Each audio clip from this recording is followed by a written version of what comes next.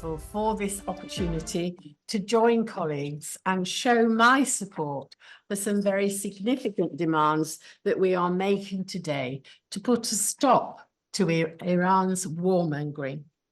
The background for today's meeting is a Middle East where civilians are caught in the middle of the Iranian regime's murderous actions. I call the actions murderous because they are exactly that.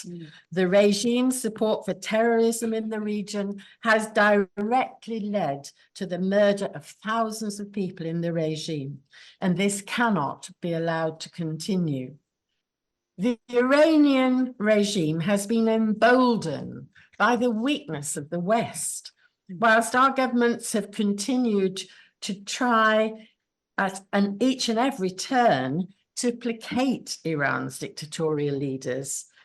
The regime has continued to redouble its efforts to support terrorism in the region.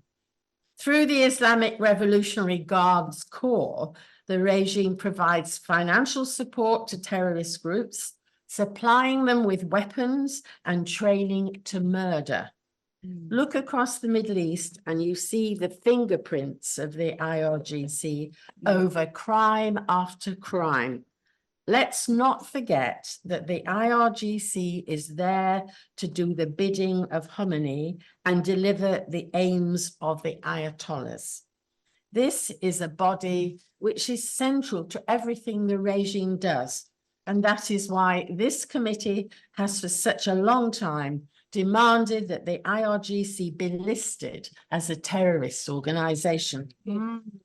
While some have only recently realized the role of the IRGC, that the role it plays within the regime, the National Council of Resistance of Iran, NCRI, and Marianne Rajavi have told us for years that if we don't act against the IRGC and the regime's actions in the Middle East, things would get much worse. Today, things are much worse than many of us could ever have imagined. For far too long, policy debates have concentrated solely on the regime's nuclear ambitions. Negotiations have related to this, and sanctions have been imposed to attempt to prevent Iran obtaining nuclear weapons. That sole concentration has sadly been an error. If we are honest about tackling the Iranian regime, it needs to be sanctioned for its support for terrorism, and it needs to be sanctioned for its human rights abuses, because, as we know, the primary victim of this regime are Iranian women. This is a regime that in recent times has killed approximately 1,500 protesters in 2019 and a further 800 in 2022. These are truly horrific numbers. But when discussing Iran, we can at times hear these numbers and not truly feel that impact. But add to that number the number of political prisoners the regime has executed during that period. Just take a second to think about that.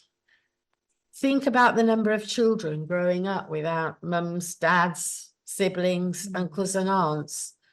Why do they have to live that reality? They have to because their family members decided to go out simply to demand basic freedoms. We need to try and feel that pain, learn their names, find out about their lives. Only then can we understand why we must stand in this parliament and demand change, why we must hold our leaders to account, because each and every day this regime stays in power, more children will grow up without family members. So let's knock on every door and demand the IRGC be listed as a terrorist organization. And let's knock on every door and tell the world of the inspiration of the democratic coalition led by Maryam Rajavi. Women leadership of resistance units inside Iran and of the uprising shows the power of women in Iran. Our government should support them and recognize the right of the Iranian women and youths in the resistance units to fight back against this brutal IRGC. We must support them. Maryam Rajavi's 10-point plan is a commitment to political and social gender equality, as well as legal safeguards for the rights of all other marginalized groups that suffer routine discrimination under the current system. Iranian women deserve our backing to fight the IRGC, and I will continue to support their demands for a democratic republic. So thank you.